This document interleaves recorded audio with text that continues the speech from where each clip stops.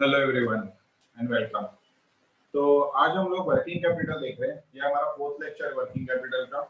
पहले के लेक्चर्स में हमने वर्किंग कैपिटल क्या रहता है, किससे बोलते हैं, करंट असेट्स, करंट लायबिलिटीज, सब डिटेल में देखा था। आज आगे बढ़ रहे हैं सम्स के साथ।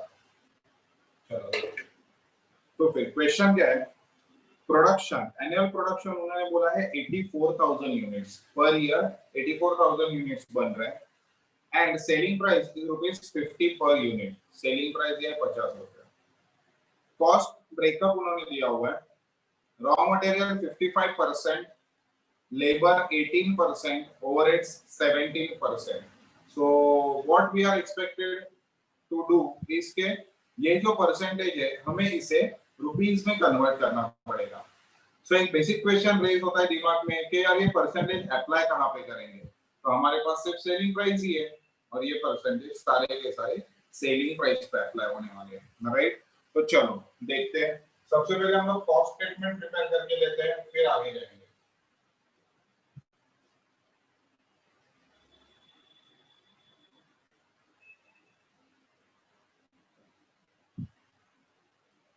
रॉ मटेरियल, इन्होंने रॉ मटेरियल कितना बोला है? 55% बोला है। सो 50 रुपीज सेलिंग प्राइस है, 50 रुपीज का 55%, राइट? सो 50 का 55%, 27.50।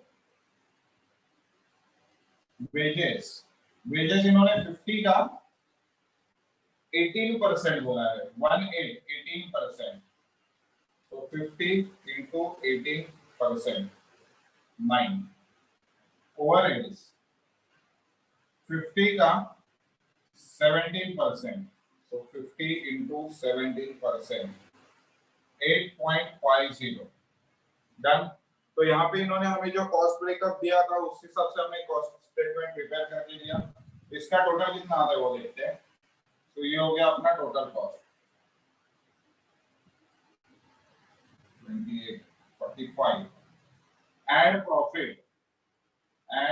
प्रॉफिट और सेलिंग प्राइस। तो सेलिंग प्राइस उन्होंने कितना दिया है हमें? 5050। और प्रॉफिट उन्होंने सामने से ये भी बोला था कि प्रॉफिट है 10%। अगर 10% नहीं भी देते तो भी हम लोग जानते हैं कि ये दोनों के बीच का जो डिफरेंस है दैट इज ₹5, वो हो गया प्रॉफिट। डन। सो यहाँ पे हमने कॉस्ट स्टेटमेंट प्रिपेयर करके ले लिया। आगे हमारा जो नोट रहता है, क्या नोट है हमारा? For WIP raw material 100%, wages and overheads 50%। ये ऑन एन एवरेज बेसिस पे कंसीडर होता है, वेजेस एंड ओवरहेड्स। डन। तो ये हो गया। आगे current assets,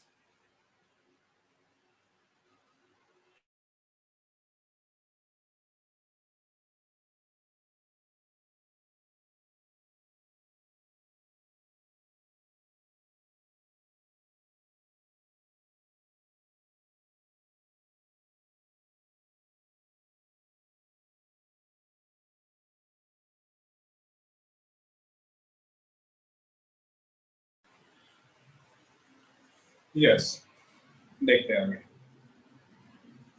The activities of purchasing, producing and selling occur evenly throughout the year। मतलब पूरे साल में purchase, production and sales evenly same रहने वाला है। ये तो बस एडिशनल इंफॉर्मेशन है। इससे वो लोग ये कहना चाहते हैं कि कोई भी महीने में एक्स्ट्रा ऑर्डिनरी परचेस नहीं है, एक्स्ट्रा ऑर्डिनरी सेल्स नहीं है।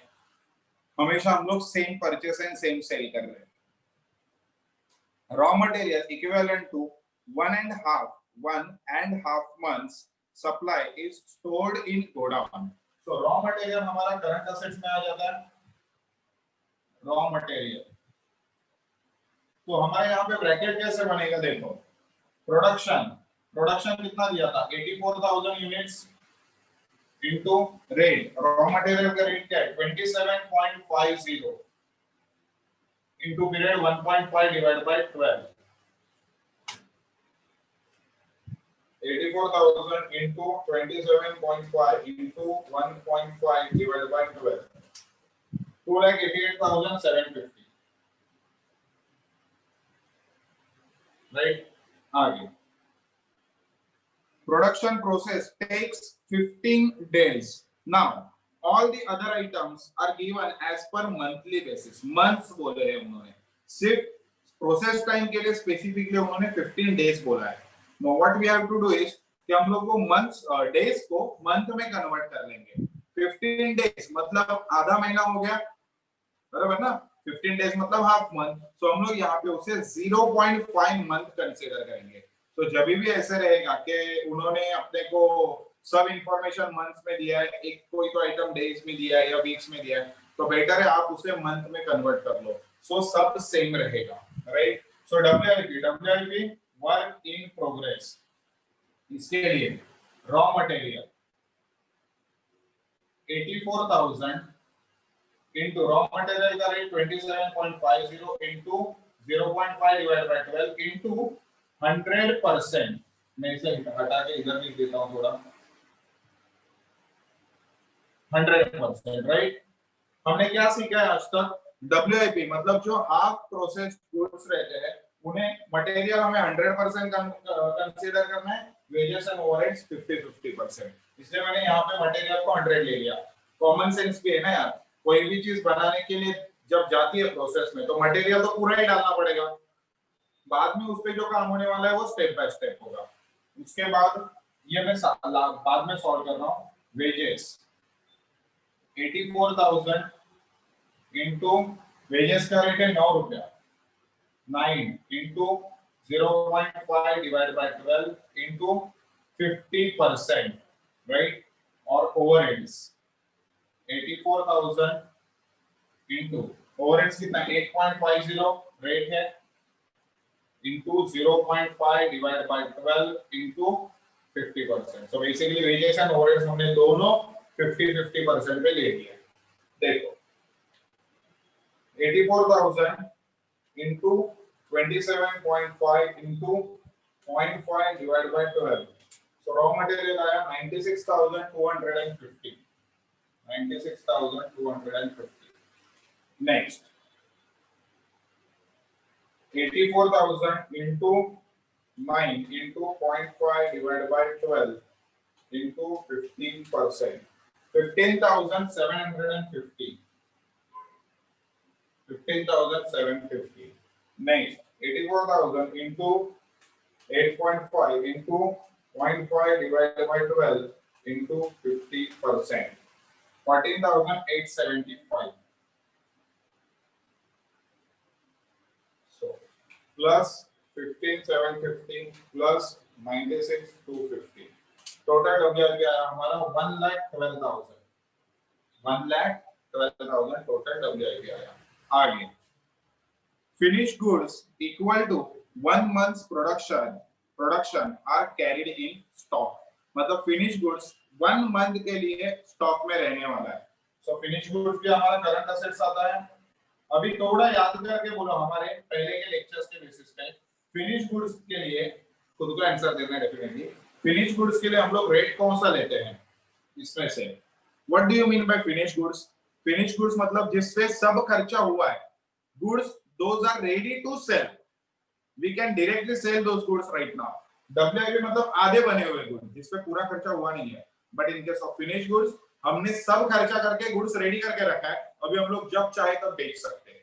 ऑलराइट, सब खर्चा करके मतलब टोटल कॉस्ट तो 45 का रेट लगेगा. मतलब 84,000 into 45 into पीरियड कितना बोला उन्होंने फिनिश गुड्स का 1 month. So into 1 divided by 12. So 84,000 into 45 divided by 12. यह आया 3,15,000. 3,15,000. Done. आगे फिनिश गुड्स के बाद डेटर्स गेट 1 month's क्रेडिट. ठीक है. डेटर्स रिलेटेड और कुछ इंफॉर्मेशन दिया है क्या नीचे? जी नहीं दिया है. सो डेटर्स को हम लोग 1 month का क्रेडिट देते हैं. डेटर्स मतलब कौन? कस्टमर जिन्हें उधारी पे बेचा था उनसे पैसा मिलना बाकी है. तो डेटर्स हमारा करंट असेट्स बन जाएगा. तो डेटर्स 84,000 इनटू अभी डेटर्स मतलब कौन? मैंने बोला हमारा कस्टमर जिसको हमने उधारी पे गुड्स बेचा है, राइट. सो अगर उधारी पे गुड्स बेचा है मींस सेलिंग प्राइस रहेगा। डन। तो डेटर्स को हम लोग सेलिंग प्राइस से मल्टीप्लाई करेंगे इनटू 50। कितना क्रेडिट बोला है उन्होंने 1 मंथ का, so multiply by 1 divide by 12। 84,000 into 50 divided by 12 comes to 3,50,000। तो ये हुआ हमारा debtors 3,50,000। Next, creditors allow 2 months credit. Creditors मतलब कौन? जिनसे हमने उधारी पे खरीदा है। क्रेडिटर्स मतलब जिनसे हमने उधारी पे खरीदा है। इससे रिलेटेड उन्होंने और एक इंफॉर्मेशन दिया है, देखो 25% of the purchases are for cash. मतलब हमने अगर 100 रुपए का परचेस किया, suppose we are purchasing of 100 rupees का raw material, then out of that 100 25 is against cash. मतलब जगह पे पैसा दो, रॉ मटेरियल ले लो, बात खत्म। लेकिन जो बचा हुआ 75 है वो 75 क्रेडिट बेसिस पे, दैट मींस उधारी पे। ठीक है, स्टेटमेंट का मीनिंग समझ लो। क्या बोला है? 25% of purchases are for cash, purely cash बोला है उन्होंने। तो 25% कैश के लिए है, तो कैश के लिए 25%, मतलब रिमेनिंग 75% क्रेडिट। एक बार यहाँ पे लिखा देता हूँ आपको, परचेस 100 रुपए का परचेस है तो उसमें से 25% कैश बेसिस, राइट। तो 75% क्या रहेगा? Credit basis. डन। तो यही फंडा हमें यहाँ पे यूज करना है। देखो क्रेडिटर्स 84,000 इनटू क्रेडिटर्स मतलब क्या बोला मैंने? जिससे हम रॉ मटेरियल खरीद रहे हैं, तो क्रेडिटर्स के लिए रॉ मटेरियल का रेट लगेगा 27.5 इनटू कितना है credit period 2 months divided by 12 into 75%। Don't forget to write 75%, पूरे सम पे पानी फिर जाएगा, कुछ मतलब नहीं बनता। 27.5 into 2 divided by 12 into 75%, 2,88,750, 2,88,750। Done. आगे, time lag in payment of wages and overheads is 1 month। Time lag मतलब मैंने क्या बताया? टाइम लैग मतलब आउटस्टैंडिंग। टाइम लैग मतलब आउटस्टैंडिंग। सो आउटस्टैंडिंग वेजेस हमारे लिए लाइबिलिटी बन गया। आउटस्टैंडिंग मतलब पे करना बाकी है। तो आउटस्टैंडिंग वेजेस 84,000 इनटू वेजेस का रेट क्या है 9 रुपए का, इनटू 9 इनटू 1 मंथ बोला है 1 divide by 12। So 84,000 into 9 divide by 12, 63,000। 63,000। आगे, आउटस्टैंडिंग ओवरहेड्स 84,000 इनटू ओवरहेड्स का रेट क्या है यहाँ पे 8.50, 8.5 रुपया, into 1 divide by 12। So 84,000 into 8.5 divide by 12, 59,500। यह आया हमारा outstanding wages overheads. Cash and bank balance to be maintained 15% of working capital. Now this one is very very important, बहुत काम का है। ये हमने इसके पहले वाले सम में नहीं किया है, so please pay attention, बहुत अच्छे से ध्यान देना। देखो हम लोग पहले क्या करते थे, कैश और बैंक का रेडी अमाउंट दिया हुआ रहता था, हम लोग डायरेक्टली यहाँ पे लिख के छोड़ देते थे, खत्म बात। अभी ऐसे नहीं करना है, जब भी ऐसे दिया रहेगा। क्या लाइन बोला है? देखो मैं लिख रहा हूँ यहाँ पे line, cash and bank balance is equal to 15% of working capital। जब भी ऐसे रहेगा 15% of working capital, you have to calculate working capital without considering cash or bank। come on one more time। क्या आपको वर्किंग कैपिटल ढूंढना है without considering cash और bank. Cash और बैंक है ही नहीं, ऐसे कंसीडर करो और वर्किंग कैपिटल कैलकुलेट करो, फिर आगे बोलता हूँ क्या करना है आपको। देखो ये हो गया हमारा टोटल ए, ये हो गया हमारा total B, 288,750 plus 1,12,000 plus 3,15,000 plus 3,50,000, 10,65,750। यह आया हमारा टोटल ए। डन। आगे बी का 2,88,750 प्लस 63,000 प्लस 59,500, ये हुआ हमारा 4,11,250। ये हुआ टोटल बी, मतलब ये आए हमारे करंट लायबिलिटी के अमाउंट। डन, एक बार चेक कर लेंगे। यस,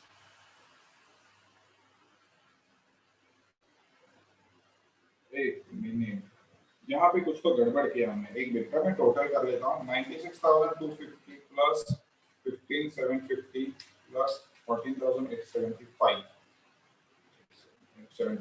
यस, 1,27,000, सॉरी ये रॉन्ग है, ये मैंने लिया 1,27,000, सॉरी 26,875। ये टोटल हुआ 1,26,875। बाकी टोटल चेंज हो गया है 2,88,750, 3,15,000 प्लस 3,50,000, 10,80,625। यस, ये आया हमारा ए का टोटल, ये आया बी का। तो मैं यहाँ पे लिख रहा हूँ, देखो working capital A minus B. तो ए माइनस बी करेंगे तो हमें कितना मिल रहा है? 4,11,250, 6,69,375, ये आया। अभी देखो उन्होंने क्या बोला है, कैश और बैंक कितना चाहिए? 15%, राइट? कैश और बैंक 15%। तो ये जो अमाउंट है हम उसे 85 कंसीडर करेंगे, उसमें 15 रुपए का कैश, मतलब 85 प्लस 15 कैश डालेंगे, नेट वर्किंग कैपिटल हमारा हो जाएगा 100। देखो यहाँ पे ये हुआ मेरा 85%, ब्रैकेट देखो, add cash and bank balance, ये हो गया हमारा 15%, राइट? तो टोटल कितना आया? 100। डन। तो आपको ये क्रॉस मल्टीप्लाई करके सॉल्व करना है। 6,69,375 मल्टीप्लाई बाय 15 डिवाइड बाय 85। तो हमारा कैश आया 1,18,125, 118,125। तो ये दोनों ऐड कर दो, 669,375, 7,87,500। ये हुआ हमारा नेट वर्किंग कैपिटल। एक बार मैंने लास्ट में क्या किया आपको क्विकली बता देता हूँ। क्या बोला? पूरा टोटल ये कर लो, ये कर लो, जहां पे आप कैश कंसीडर नहीं करोगे। उसके बाद जो भी अमाउंट आएगा वो अमाउंट को आपका 85 लेना है। अभी ये 85 क्यों लिया? क्योंकि कैश उन्होंने 15 बोला है ना। अगर वो लोग कैश 20% बोलते, लेटेस्ट से उन्होंने कैश 20% बोला रहता, तो मैं यहाँ पे इसे 80 ले लेता। बात समझ जाओ। तो ये 80 लेके 20 और 100 वैसे कर देते। तो अभी 15 बोला इसलिए ये आया 85।